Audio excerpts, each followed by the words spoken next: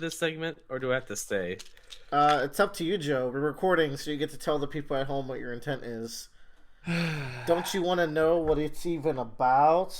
How about you I give don't. me what?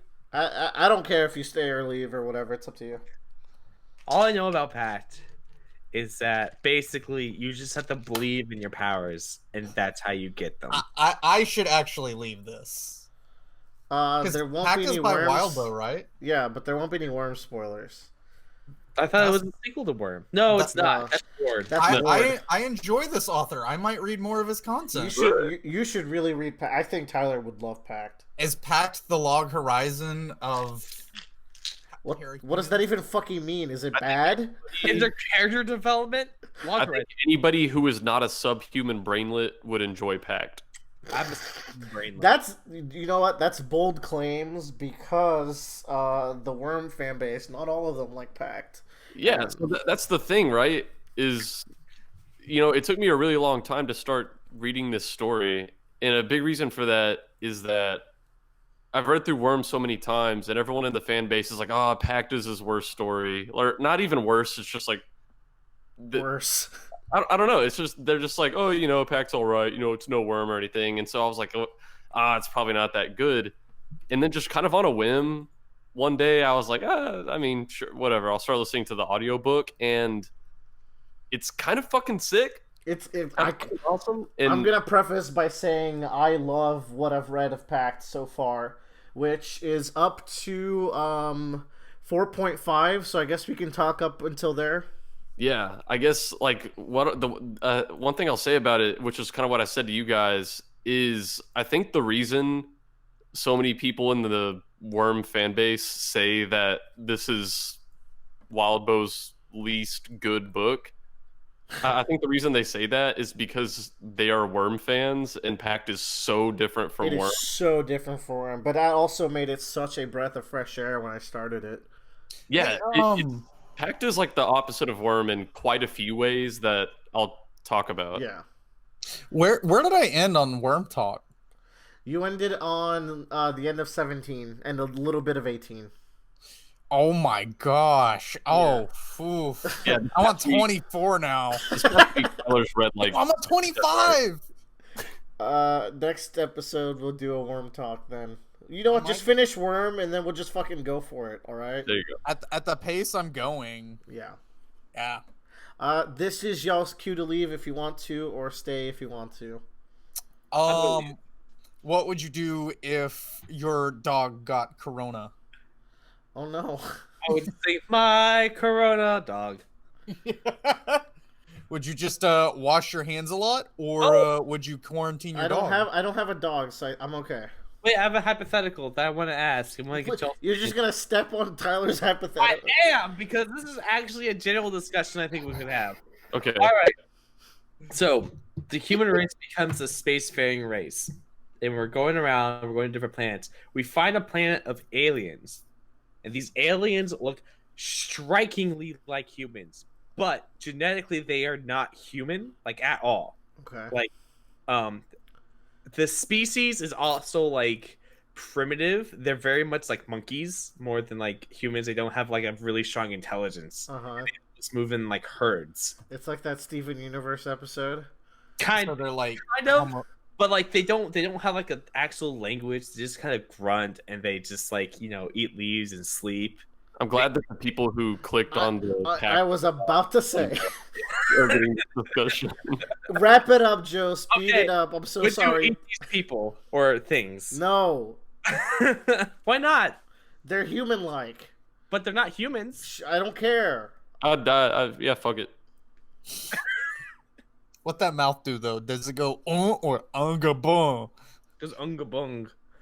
Leave my goddamn podcast right now. All right. Bye. Pact, everyone. I'm just gonna, We're gonna try. Yeah. Oh, they're gone, Bradley. It's just you, me, Blake, and Blake in a mirror. We could say whatever we want now. We're gonna say that. What are we gonna say, Bradley? Bradley, you're gonna take the lead here because you're ahead of me, and in Wild Bow Works, I think you taking the lead is better. So let's go. What's popping with Pact? Yeah. So obviously, while I think Pact is a really good story, and I think it'll stand on its own right, I want to talk a lot about the ways in which it differs to Worm. I do too, and I've been listening to Deep Impact, and they explicitly avoid that. I think I'm gonna explicitly not avoid it because a lot of because I think there's really good complementary works. Yeah. Like one of the things that immediately jumped out to me on the very first chapter is that it is kind of the philosophy of our two protagonists where Taylor is someone who drives the conflict of her own story. Even at the very beginning, she is the one who goes out to pick fights. She joins a team to try to get info. She always has a mission, and whenever a mission is resolved, she goes out of her way to take it upon herself to start a new one. Mm-hmm. Blake is the opposite. He never wanted any of this. Yeah. He is kind of, he even explicitly says himself that if there's a debt, he doesn't want to owe debts, and if there is a debt, he wants to pay it, and he just kind of wants to get back to zero. Yeah, which that has some similarities to another story I like very much, which is Steel Ball Run. But Yeah, I like characters being put into situations where they're forced to enter certain worlds, and I always think that's a good storytelling device. And I think Pact has it really well, where like Blake has explicitly left his family because of this whole secession battle that they have over like Rose's estate, and at least that's what it's been explained to me so far as of 4.5. yeah. And then he's forcibly dragged back when Molly dies. So I think it's a really interesting starting point, and it also helps that like Blake is such an immediately chill and nice guy, but once you get into chapters like 3 and 5, you really start to, or 3 and 4, you get to really see just how kind he is, and that doesn't really fit the world that he's put in. It's not a good trait to have. Yeah, because like I almost imagine virtually everybody in the practitioner world, I could see being more like Blake's family, where they're not trusting or forgiving and they're kind of stabbing each other's backs. And the Mm-hmm. reason Blake is not like these other practitioners is because he ran away from his family. Yeah. So I think it's because he was not with his family that he's nicer than the other people in this world. Yeah, we get the story beat pretty early on that Blake's family wanted a daughter because that's like really important in the magic world, and you get the sense that he was treated badly as a result. So like this whole thing is something that's been in the back of his struggles throughout life, and now they're kind of in the forefront. And very multiple times, everyone's like, I mean, no one expects Blake to survive for very long.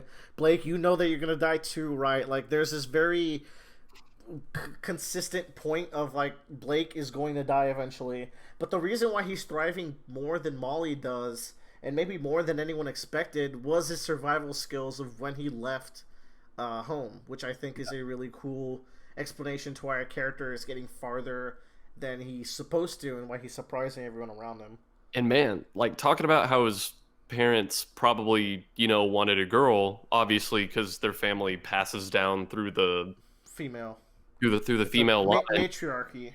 It's so cool having this Rose in the mirror, this Yeah. alternate version of himself, who is the same in every way except was born a girl.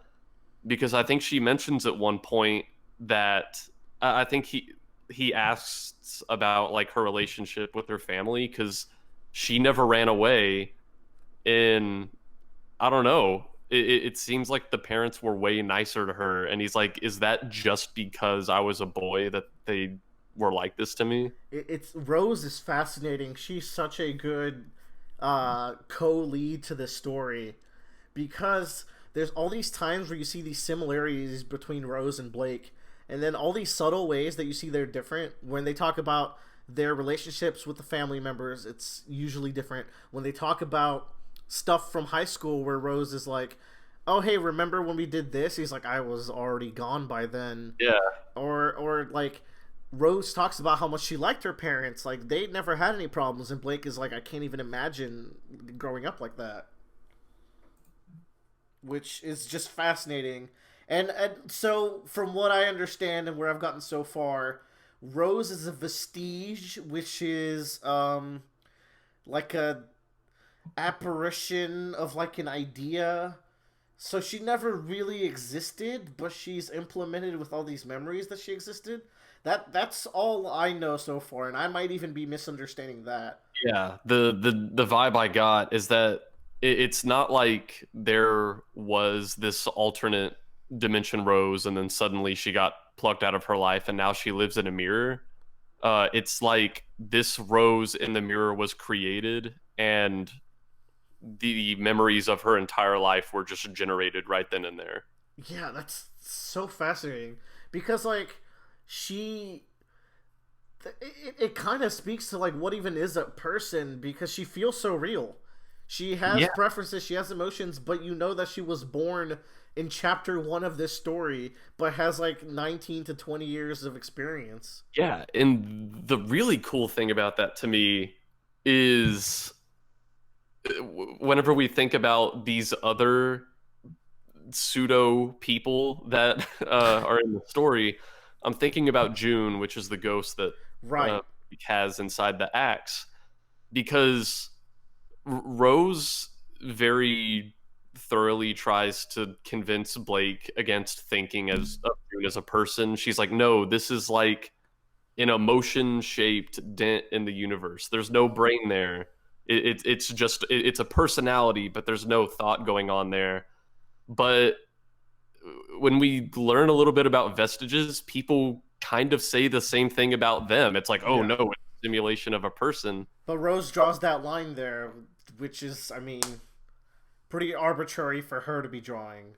Yeah, it feels really easy for her to say like, oh no, well the ghost isn't a person, but like obviously I know I'm a person, you And know? I think it's Blake is so good because he constantly considers what is the hatchet girl name? June. He Yeah, constantly thinks of June. He's like, it's just me, Rose, and June. He always like thinks of her. He thinks of her as a person. He thinks of her emotions.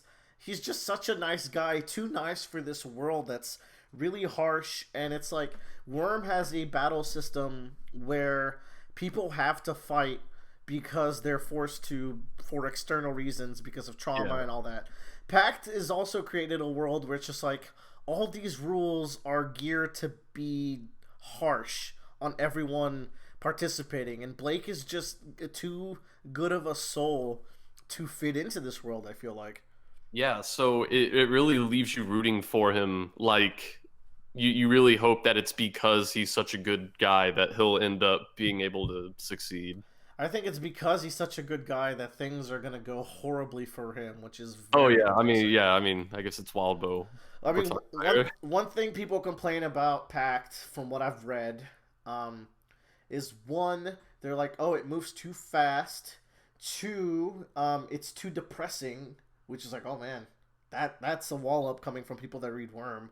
I know, And holy shit. three, a lot of people don't seem to like the Toronto arc that I'm currently in, but I've been enjoying it. But So far, I mean, yeah, so far I've been like, wow, Toronto's fucking cool. Toronto's cool, man. And as for the pacing thing, one thing that stuck out to me when I was reading chapter 1 was, yeah, the pacing seemed pretty fast. Because But it's funny, the vast majority of Worm takes place over the span of 3 months, like the vast majority of it. yeah, And I think the very first chapter of Pact covers like 3 months. yeah. I mean, they have a skip there. Personally, one thing I complained a lot about Worm was the pacing was a little too slow sometimes. Pact, I don't think is moving that fast because after those first few chapters, and does June count as his implement, or is she just a No, charm he I think has? for an implement you have to do like a formal ritual that's like, hey, this thing is my So implement. it's been 3.5 arcs. He does not have any of his three initial goals, which was an implement, a familiar, and a domain. So I really don't think this is moving fast. Yeah, I think Um, we're good. And we've had 1.5 fights, which is a huge plus. I complained so much about how Worm had too many fights and they were too long, and having too many farts, too many farts, Too many farts. having too many fights is the point. I get it, but all the fights were also long. I would have kept the quantity but not the length. This is just all like character moments so far. The fights sometimes are not even fights; they're more like JoJo thought Yeah. battles, and That's really what I was thinking. enjoy Like the fights aren't necessarily combat because Arc 3 was like in like an espionage mission. Yeah. Oh man. I want to talk about those scenes in Arc 3. Do you have any other general things that you want to talk about? Because I was thinking we could go through the arcs and just list out some of our favorite scenes or character moments so far. Yeah. I guess the two other things I want to talk about is one, I thought it was refreshing how much comedic relief is in Pact compared to Worm. I Yeah, think it's pretty funny. like later parts of Worm with Imp, she's the comedic relief. But I found in Worm that I feel like you get comedic relief once every 1 or 2 arcs. You get it from Alec, and it doesn't land initially for me. Yeah.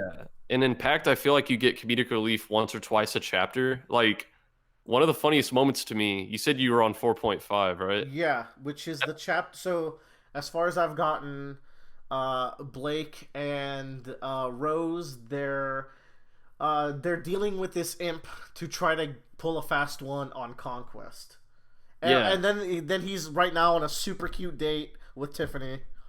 Yeah. The funny part to me at the very beginning of that chapter is Blake is talking to Rose while they're next to the demon, and he's like, Ixnay on the Ealing Day with Eamon's Day. And then the demon Powers is like, I know 36 human tongues, but this is not one of them. And Blake's like, wait, for real? And he's like, for real. The reader is great also. He has The great audiobook delivery. reader for this is fucking Which fantastic. I guess we should mention, we're doing the audiobook, and my rule with audiobooks is that I almost never go backwards, so I might miss some things, but I think it's better for my sake. Yeah. The one 'cause, like, time I went backwards was the threesome thing in chapter 3, where I was like, wait, what? it's like the Worm audiobook is a colossal project, and there's a variety of readers, some of which I like, some of which I really don't like. This, I think, except for the interludes, has all been the same reader, and he's really fucking good at it. The interlude readers are quite good, especially Yeah, the and the girl. interlude readers are really good too. The girl that did the Rose Senior interlude and the Sandra Duchamp interlude was fantastic. And then I guess the other general thing I'd say before we can like kind of actually go through is, I was trying to think of a good analogy, like between the difference between the Worm power system and Magic and Pact. And I remember, I think there's 2 analogies that I told you where, if Worm is Hunter x Hunter, then Pact is more like JoJo's. Yeah. And it's then loose. the other one, if there's any programming people out there, powers in Worm are decided at compile time. Like there's very strict things they can do that are decided ahead of time, and you have to work within those boundaries. Pact powers work at runtime, where it's like at any particular moment, if you can think of a reason why something should work, then it does work. You had another really good one where you said worm powers are science, but pact powers are English. And Exactly. that seems explicit. Yeah, and I think they do that particular analogy in the story itself too. Yeah, they mention how Sandra Duchamp studied English because that and theology are really common things to study when you're a Duchamp, which makes sense that you need that flexible thinking. And let's also bring up the general fact that the rule of not lying, because the rule of not lying in Karma make dialogue and conversations in this so interesting, where you can have non-battle shonen moments. Yeah, where even it's all about the words. even very normal conversations are very interesting because, like, let's say Blake is just talking to someone on the road that he has no reason, like this person's not an enemy, but it's still a tense conversation because if someone asks Blake what he's planning on doing that day, he can't say like, oh, I'm gonna go deal with demons. He has to actually think of something to say. and that's for normal people. Then you get to like people who actually have it out to get him. In I don't know, it's just all these. It's so crazy to think about the semantics of what they're saying. Like, was that a lie? What is Yeah. a lie? You know? It's kind of like an English nerd's wet dream. So Yeah. I feel like Wild Bill had a lot of fun writing this, and I Oh feel yeah. kind of bad that like this must be his most unloved work. It's like his odd child out because it seems like people are so diehard for his other three without any real complaints from the people that read it. So Yeah, before reading this book, I read his like retrospective on it that he wrote after completing it, and I think interesting. he said he's not planning on ever getting it published just because it was more of an experiment. But I'm like, God, that's it's such a. really fucking good I though. feel like that's such a shame where it's like it's a lack of confidence in what I feel like is an amazing work he's done so far. Yeah, And I've just tremendously in man, Pact. Worm is my favorite book of all time, but Pact has a way stronger start. I was gonna say like I fell in love with Pact way faster than I fell in love with Yeah, Worm. after like the first chapter, I was like, yeah, we're fucking doing this. Yeah, because with Worm it wasn't until like arc 13 where I was really feeling it, or 11 when the Slaughterhouse 9 shows up.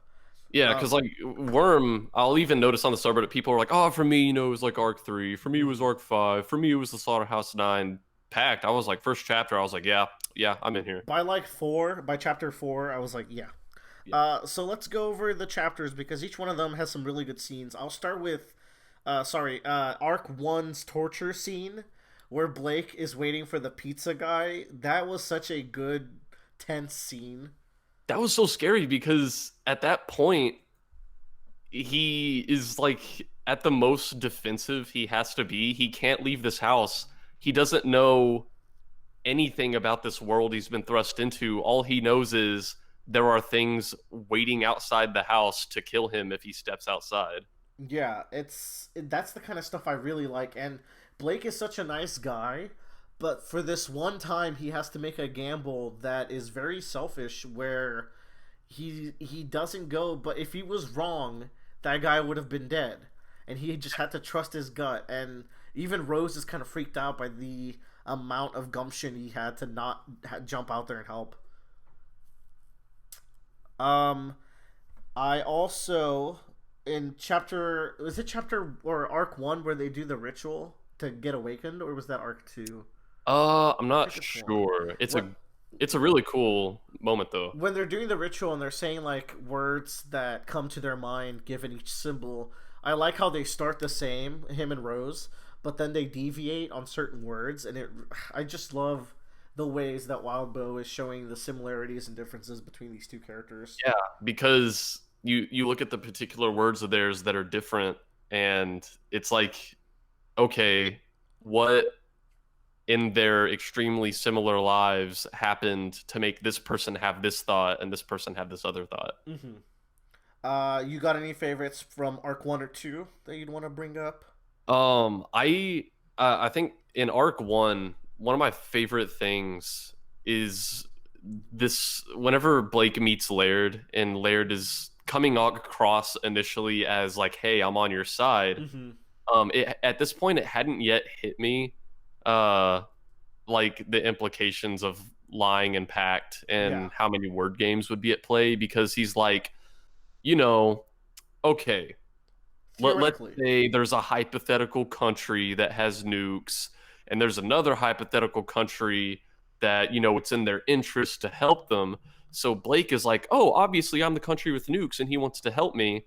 And it's like, no, he was speaking in hypotheticals so he could convince you that he's on your team when he's actually not. It makes every conversation, I feel like you can look back on them once you finish the series and get some cool insights when you know what exactly was their ulterior motives and how they got around saying it. Yeah, and like the most recent interlude I read, which you would not have read yet, I would not. but I don't know, there was just this one character talking to another character in that interlude, and I was like, wow, this person's saying really shitty things. How could you ever say that to someone? And then you get later on in the chapter, and it's like, oh, no, they're actually a great person. I love them. Oh, I can't wait. For arc 2, I like the Maggie interlude, how she's kind of doomed to go through suffering more times, and it kind of explains why she's so into getting power. I think it's a good motivation for that. But I really like the bomb drop that Lair drops, where he's like, "By the way, Maggie killed Molly," and Yeah, he just kind of drops it. It's like, holy shit. Blake, aside from Rose, has no allies in the whole world, and it's like, oh yeah, we finally found like our sidekick for the story, Maggie. She's gonna be our friend. Yeah, And immediately it's like, oh no, she killed your cousin to get a little bit of power. and even then, every like even semi like even the spoiler free takes I get on Rose make me not trust her, unfortunately. It really seems like the story is gearing up for some sort of betrayal. And the Deep Impact people have brought up this idea that like Rose is supposed to slowly merge with Blake so that Rose Sr. could have had her ideal candidate to take over her place. And I feel like that could be a viable thing, which is just horrible because I really like Rose and I really like Blake, and it kills me that they're gonna have to turn on each other one day potentially. Yeah. And you know, even if Rose is not actively malicious, and even if she's not like slowly unknowingly replacing Blake, let's imagine Rose is not like slowly replacing Blake over time. Let's imagine she's totally on his team. I'm thinking, like, what if there's a scenario where she gains the opportunity to swap with Blake, where he's in the mirror and now she's Mm-hmm. real? Because think about it, if you were in her position and you know you're never going to have a chance to be real, is that a deal you would take? What would she do in that situation? When she's dragged out of the mirror, she seems so happy, and she feels more corporeal because she has feelings, and she's reacting to them, and it's this extra layer that's been missing from her. And I feel like now she's back in the mirror where I am. I think she would be willing to do anything to get out. Yeah, and speaking of her getting fucking dragged out of the mirror, that was fucking crazy because I think like in the second half of arc 3, Blake makes that like promise that he's like, I'm going to do whatever I can to find a way to make you not a vestige. My Like, I'm going to make you sweet your own child. person. And then and so I was like, oh, this is probably going to be like around the end of the story. They're finally going to find some super strong magic that, you know, is able to take her out of the mirror. And then it's like at the beginning of arc 4, Conquest just fucking pulls her out of the mirror. And I'm like, oh, all right. Patrick did it too. So Yeah, like, that's right. That's there's a right. couple of ways, and I feel like, oh man, it's already crushing me inside. Um, what else is good? I liked the lawyers. They're great. Learning combat from them is great. Also, learning about just like the incredible karma debt that is following Blake, and I want to see what implications that continues to have throughout the story. And the lawyers are always going to be tempting because Blake has had his relatively peaceful life already kind of ruined by this debt being dropped on him that he never asked for. Hmm. And the lawyers are like, you know, this can all just go away. Things will stop trying to kill you. You don't have to worry about anything. Your debt is good as long as you just come with us. And they're So, always obviously like setting things up to screw Blake over, but they don't have a choice but to take it. yeah. And the amazing thing is, the lawyers, like Miss Lewis, they don't even try to hide what they're doing. They straight up tell Blake, I'm doing this so you will like me more, so you'll depend on me, so Absolutely. you'll maybe want to take the deal. And it kind of works. I think at one point Blake catches himself like thinking Miss Lewis is really nice and cool, and then he's like, "Oh wait, Oh wait, she's a evil demon lady. yeah, Um, I also the karma system's really interesting. We will go over our game that we're that we've been brainstorming over the karma system because it's so yeah." perfect. In the Willer future. had Willer pointed out that the karma and magic system in Pact could be gamified really well. You could make a really cool video game with this. We might go over it in the future. We won't right now, as to not go over. But you have to imagine that certain scenes like are unfortunate for Blake because of that karma system. Very recently, the fact that the Dionysus like college students show up at the same time that Tiffany shows up just felt like this bad timing. Where I was like, is this the work of karma? And it's kind of annoying because you never get a clear answer, but it's also kind of fun because you get that thought to have while certain scenes are playing out. Yeah. Um, though I think my favorite scenes and arcs in the book so far is Blake breaching in the arc Breach Under the Glamour. That thing was so intense and well written that might have been like the best Wild Bow fight that I've read so far. And Yeah, it and wasn't a man, fight; it was like child hiding. glamour as an idea is so cool. Number one, because glamour is just a cool fucking name for a branch of magic, Hell yeah!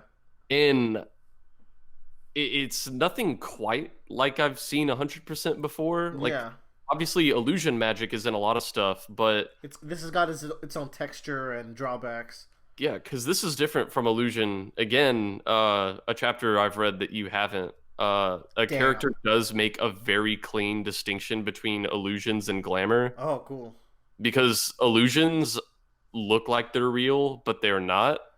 Glamour is whatever you make with glamour is quite literally real. It's as until real as you you stop all believing. believe it. Yeah, which is a really cool system where like your glamour took damage. Like this idea that you're putting out is taking damage as you slip up and people notice. Yeah, because it's crazy. Because, you know, if people see through your glamour, then it's going to take damage and could potentially just collapse. But also, even if someone doesn't see through your glamour disguise, if you're worried that they did, you stop believing it, and then that damages the glamour. Mm-hmm. And that's just cool. And then the fallout of this, where they put the time spell over Blake's house, that was such a devastating moment. I was like, oh my god, they won. They totally won. Yeah, Blake lost. And, you know, we were talking about this whenever you read it. He lost in a way that Taylor rarely, if ever, loses in Worm. It's Like, more conclusive than Taylor's losses, I'd say. because Taylor will like, oh, you know, we got roughed up, but we escaped. We're alive, and you know, my mission is still there. Blake, everything we were doing in the story up to this point, Was for naught. he lost. He's like, where do we go from here? And he's like, and oh, of course, like they must find a way to break it, and with Conquest they have an avenue. But think of the price they're having to pay to undo this. Like it's loss compounded on loss. yeah, Oof, man. I hope there's some silver linings eventually for our boy. yeah, me too. From what I hear about the story, it's probably gonna get worse before it gets better. Jesus Christ. How far are you? You're like on 6? So I just finished the interlude for Arc 5, so I'm not that much further than you. Yeah, And, cool. Dude, Arc 5 is so fucking awesome. Well, we're gonna talk about that next time. We are. To wrap up here, what you got? Anything else to say?